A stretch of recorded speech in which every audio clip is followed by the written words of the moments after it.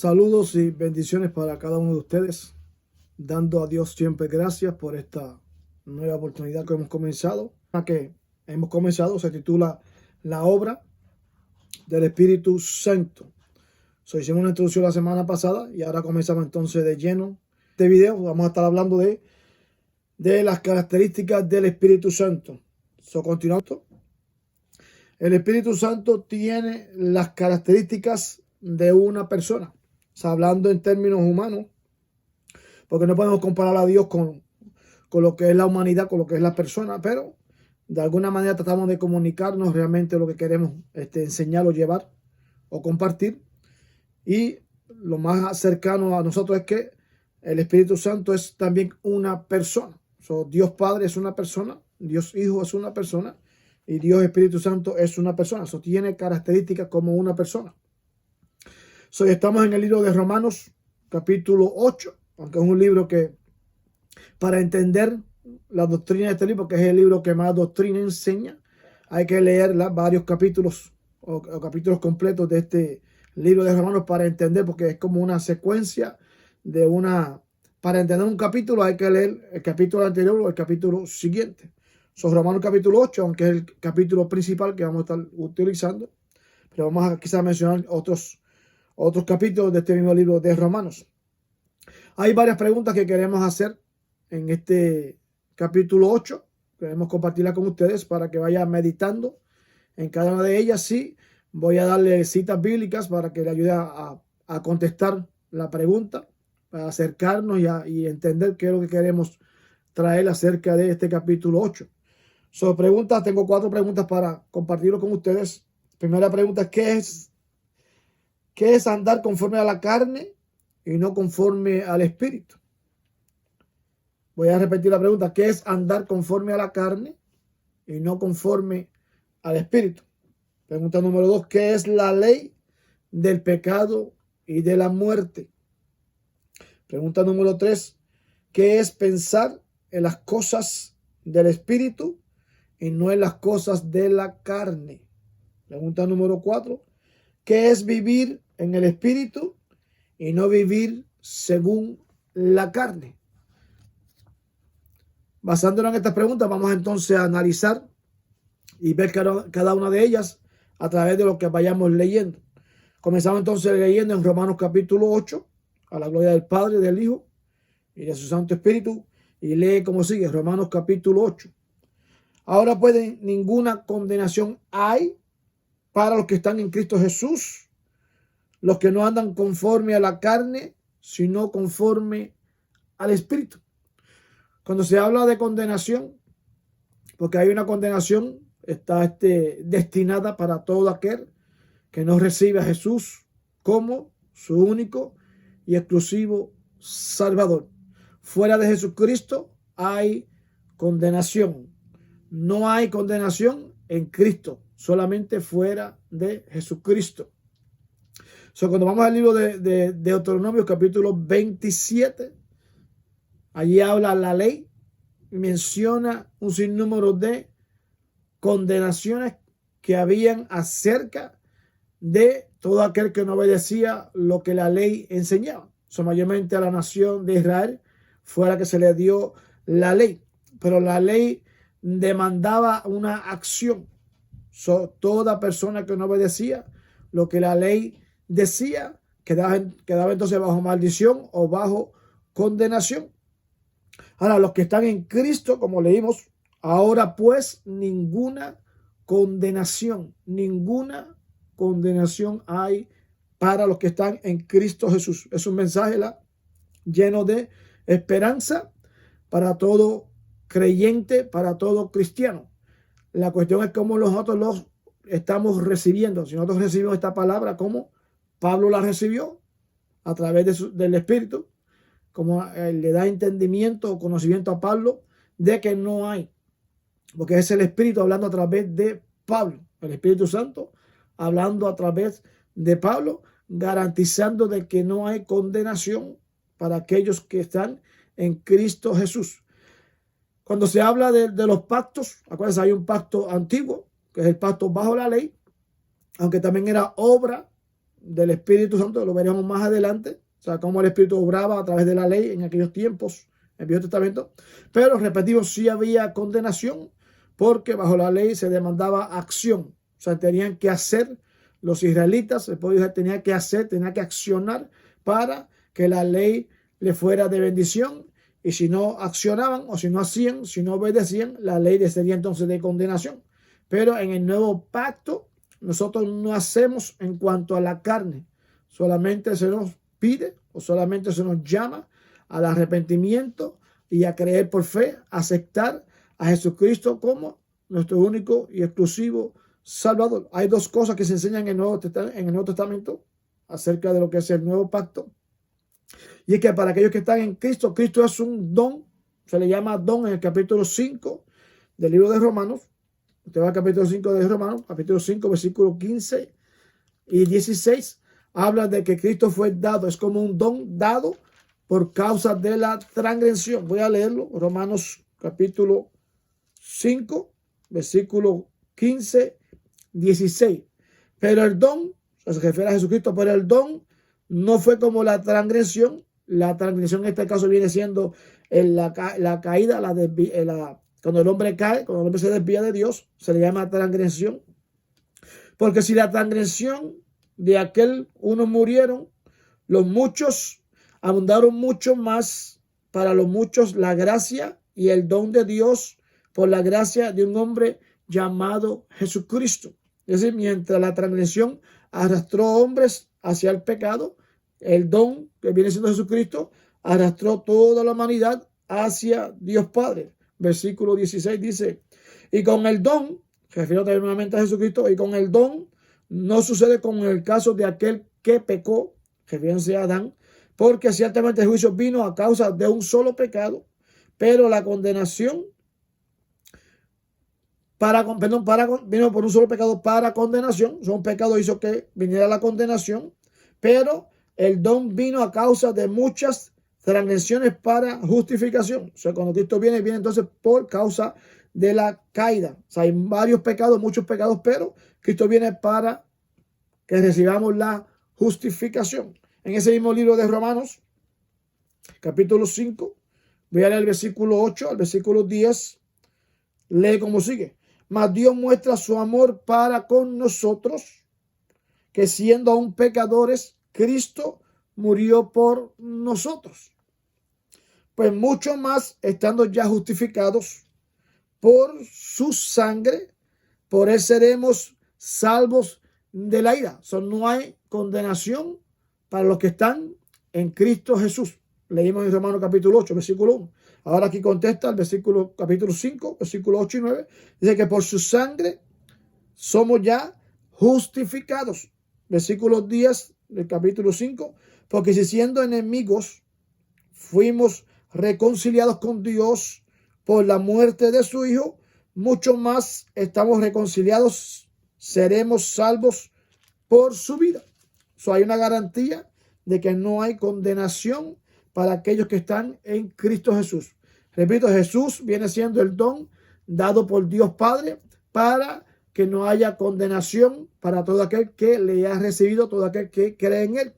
El segundo punto que trae el pacto, el nuevo pacto, es acerca de que hay que dar fruto. Es una vida, es un estilo de vida donde se da fruto cuando somos llenos del Espíritu Santo. Cristo es un don dado por Dios para salvación, pero el Espíritu Santo trae fruto a nuestra vida para mostrarle que somos hijos de Dios, dando fruto a través de lo que es el Espíritu Santo. El cristianismo tiene características o encierra un estilo de vida. Dentro del cristianismo hay 3 puntos que sobresaltan o identifican a un creyente, a un cristiano. Número 1, el cristianismo contiene un mensaje. Habla totalmente de lo que es la palabra de Dios. Número 2, el cristianismo encierra a una persona que es la que trae la bendición. Aquí mencionamos Padre, el Hijo y el Espíritu Santo. Sin Dios, Padre, Hijo y Espíritu Santo no hay cristianismo. No existe entonces lo que es el cristianismo. Y tercero, es un estilo de vida. lleno de frutos. Es la persona del Espíritu Santo dentro del creyente. Versículo número 2. Lee como sigue. Porque la ley del Espíritu de vida en Cristo Jesús me ha librado de la ley del pecado y de la muerte. Aquí Pablo menciona 3 leyes en este versículo 2 y versículo 3. Habla de la ley del Espíritu, habla de la ley del pecado, y el versículo 3 habla de la ley moisaica. Hay 3 leyes que están con nosotros como seres humanos: la ley del Espíritu, la ley del pecado y la ley moisaica. Hay un contraste, un enfrentamiento entre la carne y el Espíritu, entre estas 3 leyes. Chocan, se oponen entre sí. Hay 9 puntos donde enseña los siguientes versículos, donde está el contraste entre estas leyes que se oponen entre sí. Versículo número 2 habla lo que acabo de leer, la ley del pecado y de la muerte. Para entender esta ley del pecado y de la muerte, tenemos que leer entonces lo que es Romanos capítulo 7, donde Pablo presenta entonces desde el versículo 14 en adelante hasta el versículo 25 lo que es la ley del pecado. Como esta ley la atormenta o enfrenta a cada ser humano, especialmente el creyente, donde se enfrenta a diario con lo que es la ley del pecado y la ley de la muerte. Versículo 4 habla de lo que es vivir conforme a la carne y no conforme al Espíritu. Versículo 5 menciona lo que es las cosas de la carne contra lo que son las cosas del Espíritu. Va viendo que hay un contraste, una posición entre una y la otra. También en el versículo 5, la parte B del versículo, habla de lo que es pensar en las cosas de la carne y lo que es pensar en las cosas del Espíritu. Versículo número 6 habla de lo que es ocuparse de la carne y no ocuparse del Espíritu. Versículo 9 habla de lo que es vivir según la carne y no vivir según el Espíritu. Versículo número 10 habla de que el cuerpo está muerto, pero el Espíritu siempre es vida, da vida.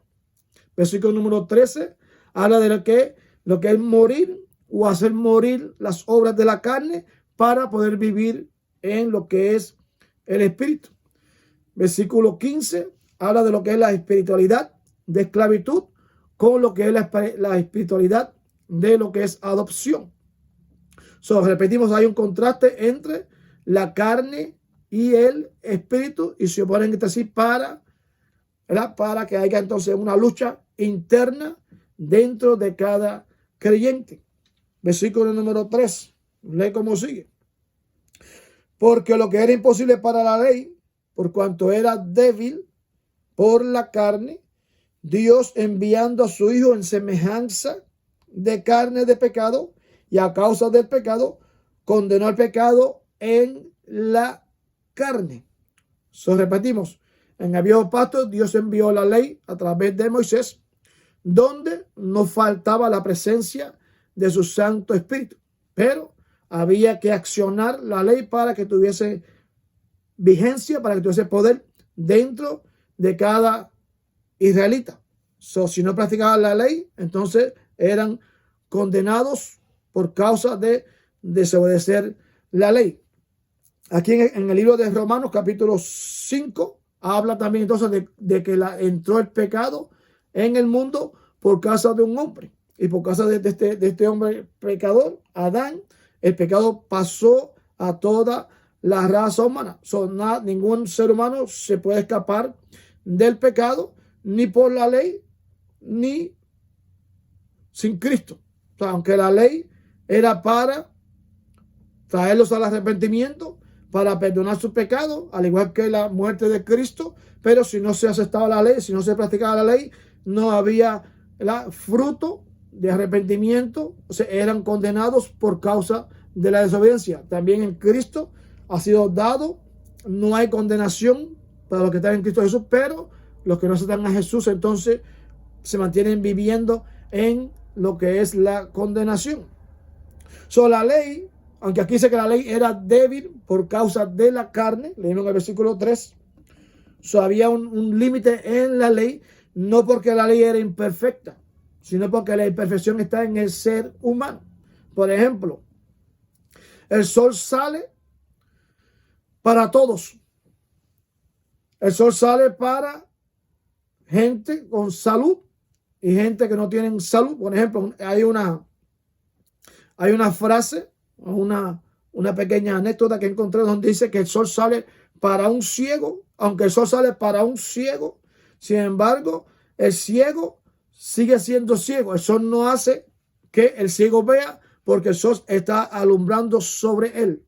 Quiere decir que la condición está sobre el ciego y no sobre el sol. El sol tiene todo su potestad, está en todo su apogeo, en todo su poder. El sol sale con todo su brillo, pero aunque está en todo su poder, en toda su fuerza y en todo su brillo, el ciego sigue siendo ciego. O sea, esta es la comparación que hacen entonces con la ley. Aunque la ley es perfecta, tiene todo su poder, está en todo su apogeo, está en todo su brillo, en toda su cúspide. Sin embargo, el hombre, por causa de su condición, por su debilidad, no alcanzó a cumplir lo que es la ley. La falla está en el hombre, no en la ley.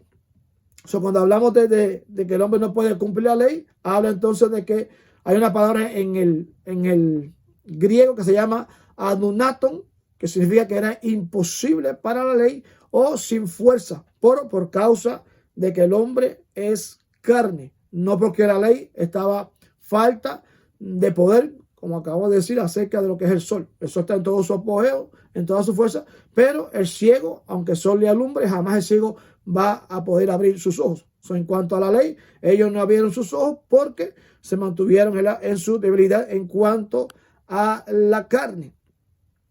Debido a esta reacción o a este tipo de práctica o de vida dentro de la nación de Israel, Dios entonces hace un nuevo pacto en la persona de Jesucristo, y este pacto ya no se basa en requisitos externos. Es decir, ya no es una acción externa, humanamente hablando, que se toma para alcanzar la salvación, sino que Dios eliminó lo que son los requisitos externos y proveyó el Espíritu Santo dentro del corazón, dentro de la mente de todo aquel que es llamado al arrepentimiento y es llamado a la fe, y confiando y creyendo, recibiendo la obra de Cristo.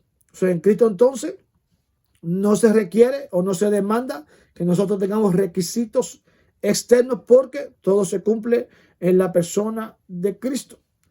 Cuando vamos al libro de Filipenses capítulo 2, dice que Jesús se despojó de toda su gloria. ¿Okay? Se hizo carne, se despojó de su gloria, se humilló hasta lo sumo y se hizo totalmente humano para alcanzar a la humanidad. Jesús tenía en verdad un cuerpo humano, pero no una naturaleza de pecado. Filipenses capítulo 2, usted lee el capítulo 2 de Filipenses, va a encontrar entonces que describe la humanidad de Cristo y cómo Cristo entonces en esa humanidad condenó al pecado en la carne. O sea, no lo condenó siendo Dios en toda su divinidad, sino que vino, se hizo carne y condena el pecado en la carne. La muerte de Jesús trata y soluciona el problema del ser humano, de la naturaleza del pecado. La ley solamente cubría al pecado, pero Jesús destruye, quita, elimina al 100% lo que es el pecado. Después que nosotros nos arrepentimos y entregamos nuestra vida, nuestra voluntad, nos rendimos a Él, nuestro pecado es totalmente destruido, porque comienza a morar en nosotros la persona de su Santo Espíritu. Versículo 4. Para que la justicia de la ley se cumpliese en nosotros, que no estamos conforme a la carne, sino conforme al Espíritu. Hablando entonces de que ese pecado fue destruido en la carne por medio de Jesús, se le llama entonces el nuevo pacto. En el libro de Jeremías, capítulo 31, versículo 33 en adelante, hablaba, ya se había anunciado de que vendría un nuevo pacto. Israel sabía que venía este nuevo pacto porque había sido anunciado por los profetas, pero aquí Jeremías es el que más lo menciona de una manera más directa. O sea, en aquellos días quitaré su corazón de carne y escribiré las leyes en su corazón y en su mente. Y serán mis hijos y yo les seré a ellos por Dios. Ellos me serán por hijos y yo les seré a ellos por Dios. O sea, Dios trae un corazón nuevo, una mente nueva, llena del poder del Espíritu. Se lo ofreció o lo profetizó a través de los profetas en el tiempo de los profetas, el tiempo de Israel. Y se cumple entonces en el tiempo de Cristo, cuando viene entonces y renueva el pacto o elimina el pacto viejo y entra entonces lo que es el pacto nuevo bajo la gracia. El corazón y la mente son totalmente renovados a través de este pacto llamado el espíritu de vida o el espíritu de gracia. La vida eterna tiene características que son visibles. Quiere decir entonces, cuando el Espíritu viene sobre el creyente, van a haber cualidades, frutos, características visibles, convincentes de que esa persona o ese creyente o ese cristiano ha recibido al Espíritu Santo en su vida. Hay fruto dado por el Espíritu en la vida de creyente y son visuales, son visibles. O sea que todo aquel que ve a este creyente o a este cristiano dando fruto, sabrá entonces y entenderá de que sí hay características que son del Espíritu en ese creyente o en esa persona. Versículo 5. Porque los que son de la carne piensan en las cosas de la carne, pero los que son del Espíritu en las cosas que son del Espíritu. ¿Qué quiere decir el apóstol con este tipo en este texto, en esta escritura? Si vamos al libro de Gálatas, capítulo 5, hay una lista de lo que es la obra de la carne y lo que son o lo que es el fruto del Espíritu. Solo nuevamente el texto dice lo siguiente: porque los que son de la carne piensan en las cosas de la carne, pero los que son del Espíritu en las cosas del Espíritu. Gálatas capítulo 5, versículo 16, hay unas palabras semejantes a estas palabras. Lee como sigue. Gálatas 5, 16. Digo pues, andad en el Espíritu y no satisfagáis las obras de la carne, porque el deseo de la carne es contra el Espíritu y el del Espíritu es contra la carne, y estos se oponen entre sí para que no hagáis lo que quisieres. Hay una lucha interna en lo que es las obras de la carne y lo que es el fruto del Espíritu. Pero si sois guiados por el Espíritu, no estáis bajo la ley. Manifiestas son las obras de la carne, comienza a mencionarlas, que son adulterio, fornicación, inmundicia. Menciona en total 17 obras, que es lo que es pensar, caminar en lo que es la carne. Toda persona que se aleja de lo que es fornicación, idolatría, hechicería, todas estas obras que menciona Gálatas capítulo 5, entonces están dando en lo que es el fruto del Espíritu. Ese mismo capítulo 5 de Gálatas, versículo 22, menciona entonces lo que es el fruto del Espíritu. Cuando dice Espíritu se refiere al Espíritu Santo en nosotros. Versículo 22, mas el fruto del Espíritu es amor, gozo, paz, paciencia, benignidad, fe, bondad, mansedumbre y templanza. Cuando yo como creyente o cualquier creyente da este tipo de características de este fruto, entonces puede decir, o el que lo está mirando da testimonio diciendo, esa persona está llena de lo que es el Espíritu, está andando o está pensando en las cosas que son del Espíritu. Versículo 6 dice, porque lo que pasa de la carne es muerte, pero lo que pasa del espíritu es vida y paz. Cuando los judíos miraban el pecado, ellos tenían por entendido o entendían claramente que tanto los ojos como los oídos son las ventanas del alma. El pecado entra por los oídos o entra mayormente por los ojos. Usted ve en el libro de Génesis, cuando Dios le dice a Adán y a Eva que no comas del fruto del árbol.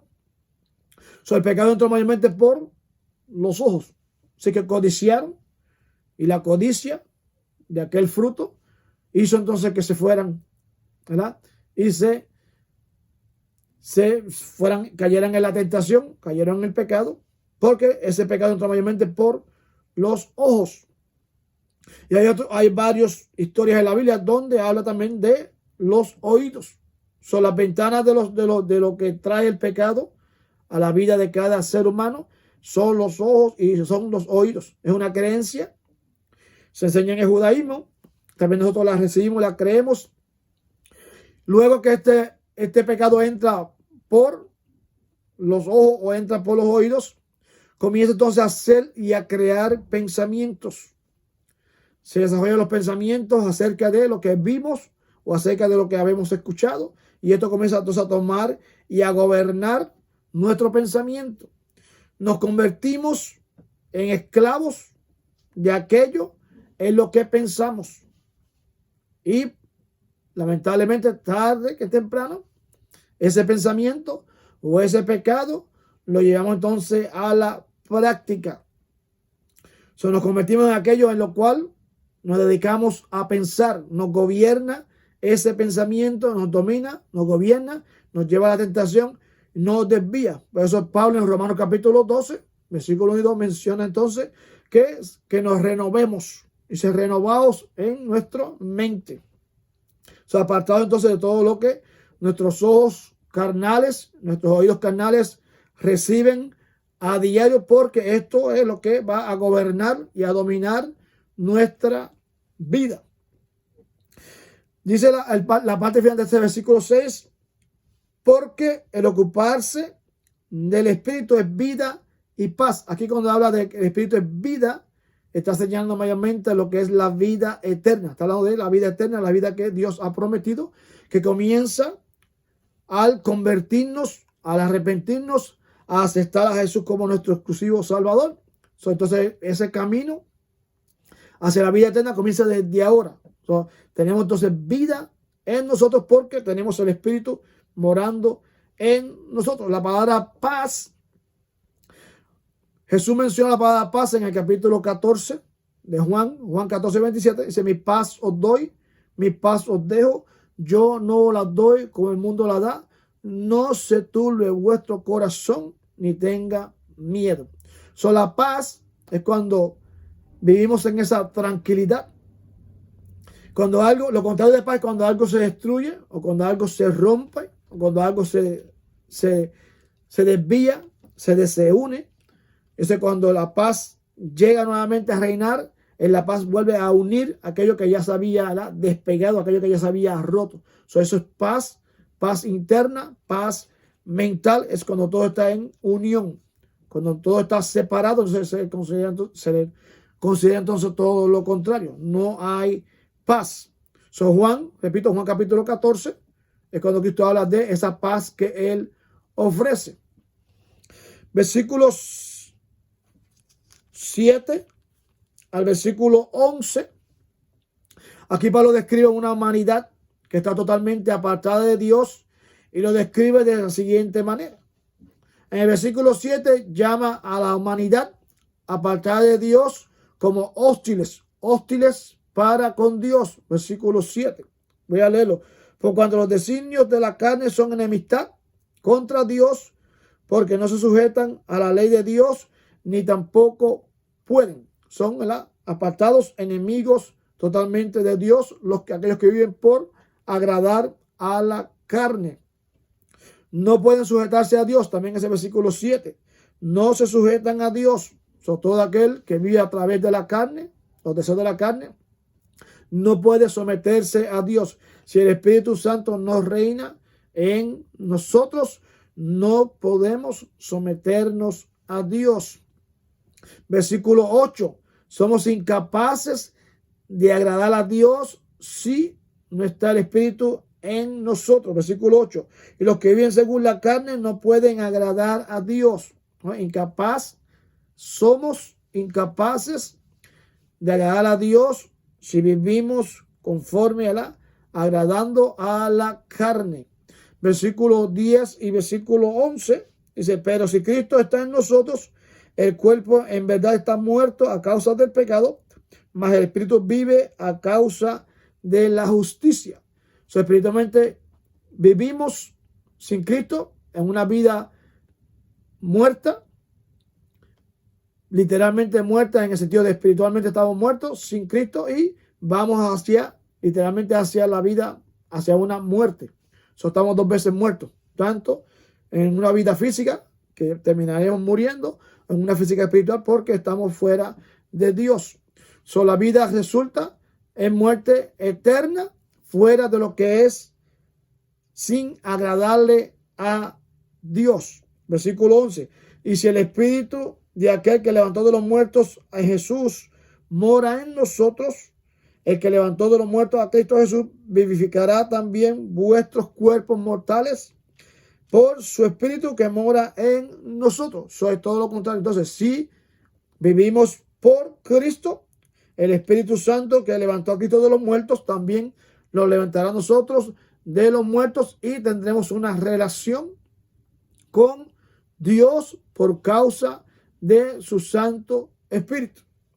Isaías capítulo 53, versículo 6, habla de que no hay relación con Dios ni en aquel entonces, ni en el tiempo presente, fuera de Jesucristo. Isaías 53, 6 lee como sigue. Todos nos descarrilamos como ovejas, mas Dios cargó en él nuestro pecado. La humanidad es pecadora y se sigue hundiendo en el pecado sin la ayuda del Espíritu Santo.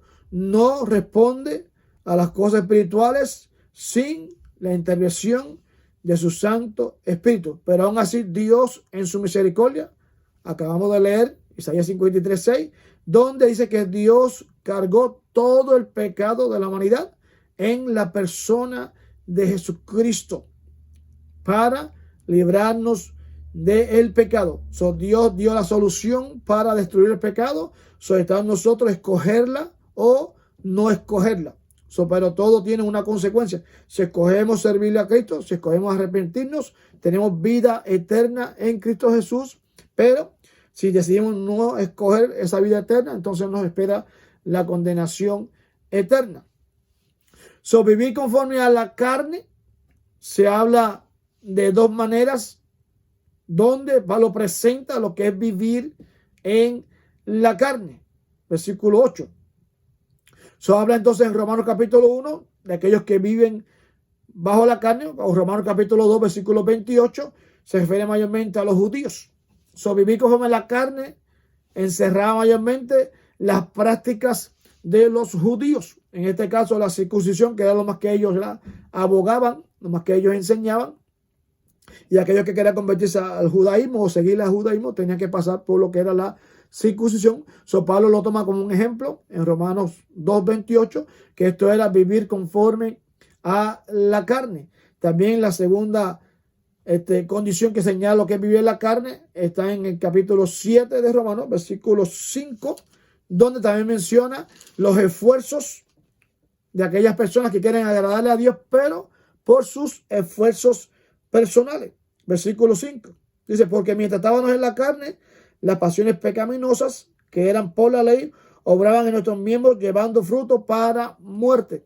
Aunque ellos practicaban la ley, pero repetimos, la ley no le daba a ellos salvación, sino que solamente los concientizaba de que estaban fuera de la voluntad de Dios si no obedecían a la ley. Versículo 9.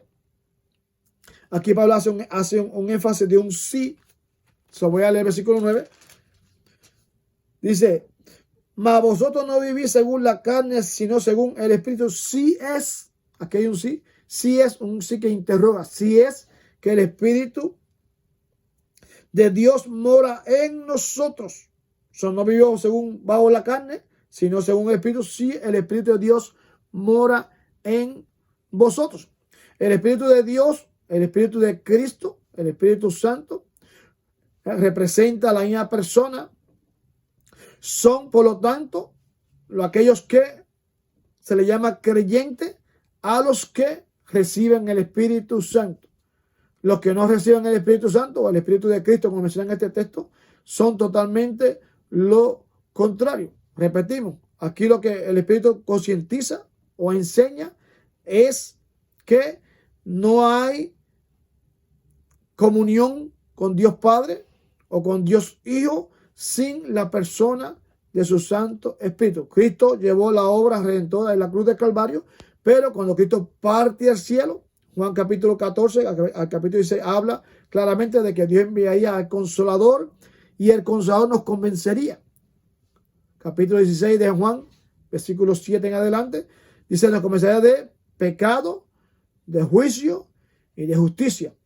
Si no hay Espíritu Santo en la persona, jamás seremos convencidos de pecado, de juicio y de justicia.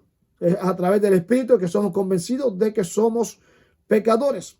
Eso es lo que se llama este texto, este versículo 9. Si el Espíritu de Dios vive en nosotros, entonces somos guiados por el Espíritu. Y todo aquel que no tiene el Espíritu de Cristo, menciona este mismo versículo 9, no es de él. Es imposible entonces que seamos de Jesucristo si no tenemos a la persona del Espíritu Santo morando en nosotros, que es quien nos convence de que somos pecadores.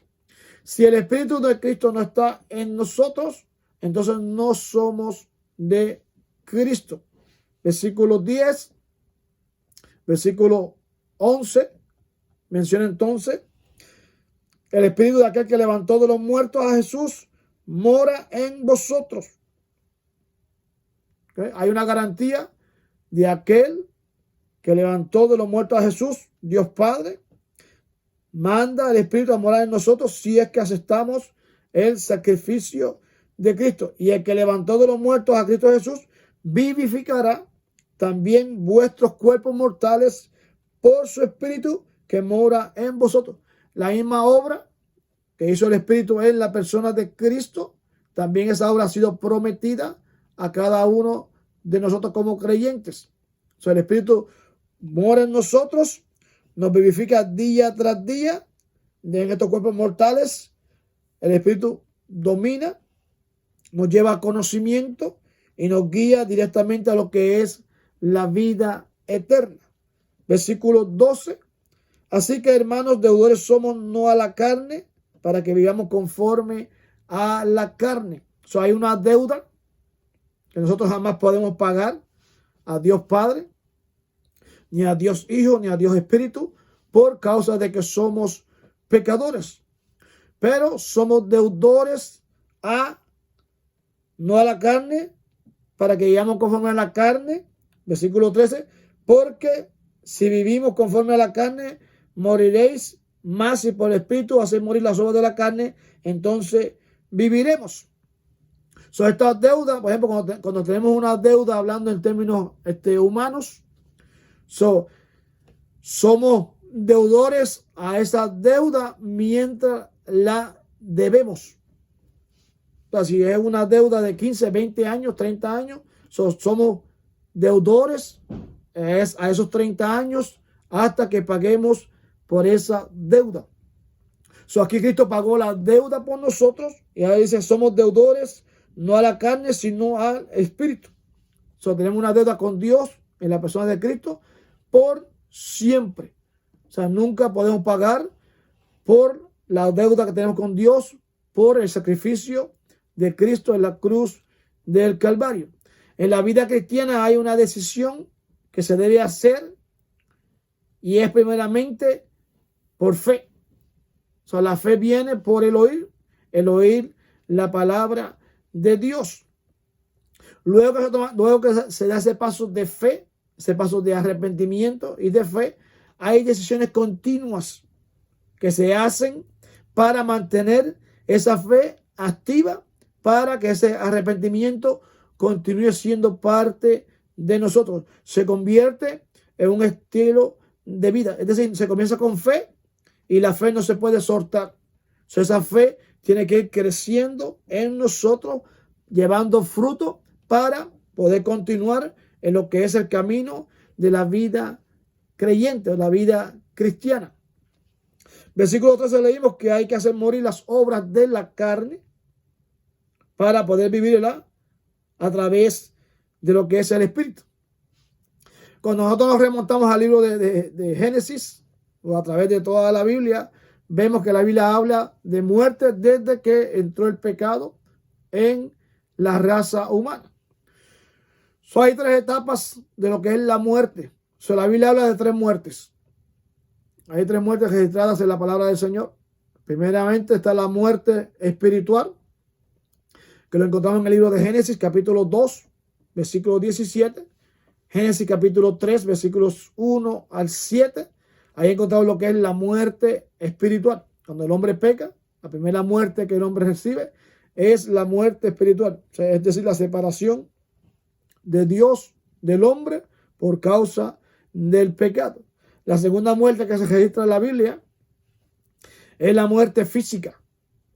Lo encontramos en el libro de Génesis capítulo 5. Es cuando el hombre comenzó a morir por causa del pecado. Génesis capítulo 5 registra lo que es la muerte física. Y la tercera muerte que la Biblia registra es Apocalipsis capítulo 2, versículo 11, capítulo 20 de Apocalipsis, versículo 6 en adelante, es la muerte eterna. Es la separación eterna de Dios con el hombre por causa del pecado. Pero la muerte que señala aquí en este versículo 13, Pablo, es mayormente la muerte física. Cuando Adán pecó, murió espiritualmente. Por cuanto desobedeció a la voz de Dios, ese día entró entonces el pecado en el hombre y el hombre espiritualmente está muerto sin la persona del Espíritu Santo. Los creyentes no viven este nuevo estilo de vida por sus propias fuerzas, sino por el poder de su Santo Espíritu. Para vivir por el Espíritu Santo, tenemos o necesitamos que el Espíritu viva en nosotros. Versículo 14. Porque todos los que son guiados por el Espíritu de Dios, estos son hijos de Dios. Todos los que son guiados por el Espíritu de Dios, estos son hijos de Dios. La palabra hijos de Dios en el Antiguo Testamento, antes solamente se conocía hijos de Dios a los ángeles. Usted va al libro de Génesis capítulo 6 y aparece la frase hijos de Dios, se refiere totalmente a los ángeles. Luego va al libro de Job, capítulo 1, capítulo 2, encuentra esa frase hijos de Dios, también se refería totalmente a los ángeles. Luego fue entonces cuando, de una manera singular, Dios llamó entonces, comenzó a llamar a hijos a diferentes hombres, según vamos leyendo los pasajes de la Biblia, o libros de la Biblia, encontramos que singularmente se usó la frase para llamarle hijo. Dios le dijo hijo a Adán, le dijo, mi hijo es Israel, llamó hijo también al Mesías, y algunos profetas fueron llamados hijos de Dios, singularmente hablando, pero pluralmente hablando, hijos de Dios como tal, era solamente a los ángeles, hasta que vino entonces Cristo y nos redimió de el pecado. Ahora sí, la Biblia nos llama a todos los creyentes que somos hijos de Dios. Juan capítulo 1, versículo 16 en adelante, dice que a todos aquellos que creyeron en su nombre, le dio potestad de ser hechos hijos de Dios. Ahora somos hijos de Dios por causa de la obra redentora de Cristo en la cruz del Calvario. Versículo 15. Pues no hemos recibido el espíritu de esclavitud para estar otra vez en temor, sino que habéis recibido el espíritu de adopción, por el cual clamamos Abba, Padre. La palabra Abba es una palabra aramea que significa Padre, donde decimos a Dios Padre a través del Espíritu. Aunque aquí la palabra Espíritu aparece de una manera, no aparece en letra mayúscula, pero la palabra aquí Espíritu de adopción se refiere al Espíritu Santo. Este es un versículo, se le conoce como un versículo que es ambiguo. Se puede referir al Espíritu del hombre o también se puede referir al Espíritu Santo en el hombre. Su Espíritu de adopción, repetimos, se puede referir mayormente al Espíritu Santo. Versículo 16. El Espíritu mismo da testimonio a nuestro espíritu de que somos hijos de Dios. El Espíritu habla a su espíritu, a mi espíritu. Si realmente somos hijos de Dios, el Espíritu Santo te lo va a decir. Soy hijo de Dios. El Espíritu lo va a hacer renacer en nuestra mente día tras día, en nuestro corazón, de por siempre, siempre y cuando seamos realmente hijos de Dios. El Espíritu nos recordará que somos hijos de Dios a nuestro espíritu. El Espíritu Santo, cuando está en el creyente, lo convence, como mencionamos anteriormente, para que el creyente se mantenga firme en lo que ha creído. Es decir, ha aceptado el sacrificio de Cristo en la cruz del Calvario. El Espíritu Santo recordará entonces ese sacrificio a cada creyente para que permanezca en el camino hacia la vida eterna. Por eso mencionamos en el versículo 15, donde dice lo que el Espíritu Santo produce en el creyente. ¿Qué es lo que hace el Espíritu en el creyente? Nos enseña que no estamos llamados a esclavitud, no al espíritu de esclavitud, sino al espíritu de adopción. Versículo 15. Espíritu de mansedumbre, lo encontramos en el libro de Primera de Corintios, capítulo 4. Espíritu de fe o fidelidad, Segunda de Corintios, capítulo 4, versículo 13. Espíritu de sabiduría y revelación, Efesios, capítulo 1. Y el versículo 17 dice, y si hijos también herederos, y herederos de Dios y coherederos con Cristo, si es que padecemos juntamente con Él, para que juntamente con Él seamos glorificados. El mismo Espíritu, ¿verdad?, testifica a nuestro espíritu de que somos hijos de Dios. El mismo Espíritu da testimonio a que somos hijos de Dios. Hay una convicción en el creyente de que es hijo de Dios, no porque soy creyente, no porque soy cristiano, no porque estoy ayunando, no porque estoy orando, sino porque el Espíritu Santo le dice a mi espíritu de que soy hijo de Dios. El Espíritu Santo en nosotros no es simplemente audible, sino práctico. Es decir, de que la vida del creyente es como menciona el libro de Santiago, donde dice que no seamos solamente oidores, sino hacedores de la palabra.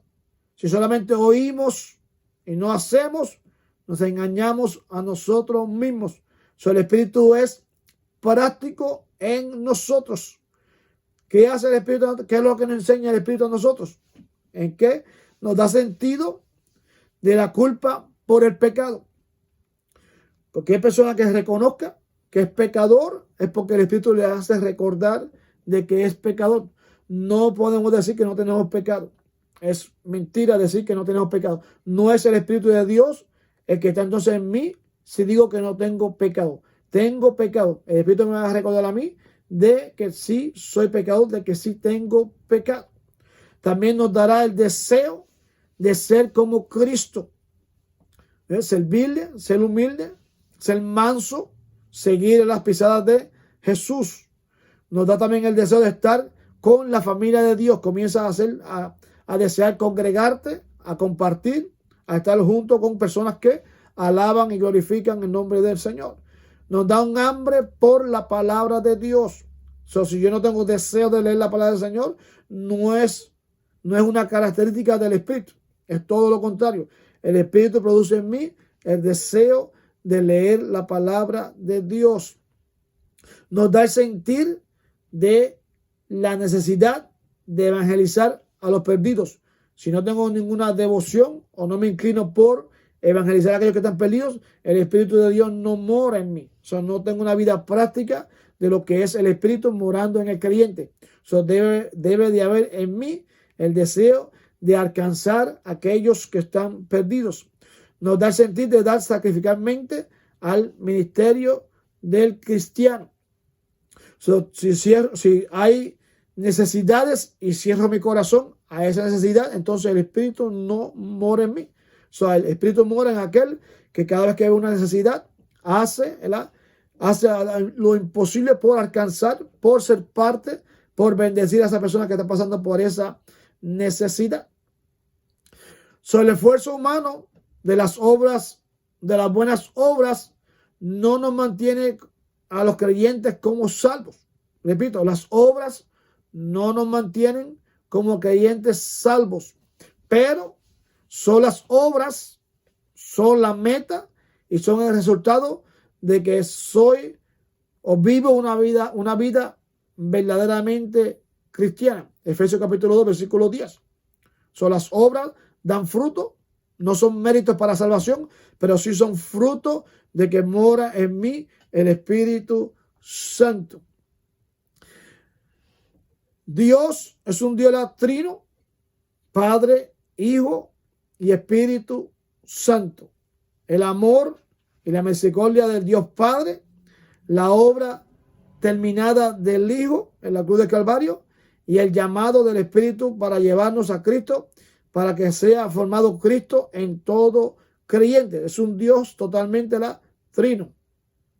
Versículo 17 leímos de que los creyentes comparten la herencia con Cristo, los creyentes comparten los sufrimientos con Cristo, los creyentes compartirán la gloria con Cristo. Estamos llamados a servir a Dios, pero dentro de este servicio hay sufrimientos. Cuando leemos la vida de Jesucristo vimos todos los sufrimientos, ¿verdad? Hasta lo llevaron a la cruz, lo sacrificaron, lo mataron por causa de la vida eterna. Cada apóstol, aún los profetas, todo creyente en su momento dado va a sufrir por la causa del nombre de Cristo. No todo es gloria, no todo es victoria, no todo es momentos agradables. Hay momentos tristes, momentos difíciles, momentos de tristeza, de desánimo, de oscuridad dentro de lo que es la vida del creyente. Esto significa de que somos hijos de Dios, porque el Espíritu da testimonio a nuestro espíritu de que somos hijos de Dios a través de estos sufrimientos. Ahora, en estos sufrimientos no estamos solos. Dios ha prometido estar con nosotros aunque estemos pasando por este tipo de sufrimientos por causa del Evangelio. Somos herederos con Cristo. Herederos, ¿de qué? La Biblia menciona en Hebreos capítulo 1, versículo 2 en adelante, y Romanos capítulo 8, lo que estamos leyendo ahora, Gálatas capítulo 4, menciona entonces de cuál es la herencia que Dios Padre nos ha prometido a través de su Hijo Jesucristo. ¿Qué es lo que vamos a heredar? Vamos a heredar el reino, Mateo capítulo 25, versículo 34. Vamos a heredar la vida eterna, Mateo 19, versículo 29 en adelante. Vamos a heredar las promesas de Dios, Hebreos 6, versículo 12 en adelante. Vamos a heredar la protección de Dios y las promesas de Él, Pedro, 1 Pedro capítulo 1, versículo 4 en adelante. Si permanecemos con Él, heredaremos también con Él todas las cosas, porque somos llamados, ¿verdad?, a la vida eterna, siempre y cuando permanezcamos en Él. Por eso Pablo hace un énfasis, menciona la palabra sí 6 veces. Hay 6 veces que se menciona la palabra sí, o hace énfasis a esta palabra sí en estos capítulos 8, en esas ocasiones, para dando a entender de que si permanecemos en Cristo, ¿verdad?, si vivimos por el Espíritu, entonces seremos semejantes a Él, porque el Espíritu nos lleva entonces a ser semejantes a Cristo. Cristo es el mismo ejemplo. Hebreos capítulo 5, versículo 8. Cristo se fue tentado, fue despreciado, soportó todo dolor por causa de nosotros como humanos para ser formado en nosotros y llegar a la vida eterna. Concluimos entonces mencionando que tenemos vida eterna, tenemos la protección de Dios y sus promesas, tenemos el reino de Dios y sus promesas por causa de Cristo y por causa de su Espíritu que vive en cada creyente. Bendiciones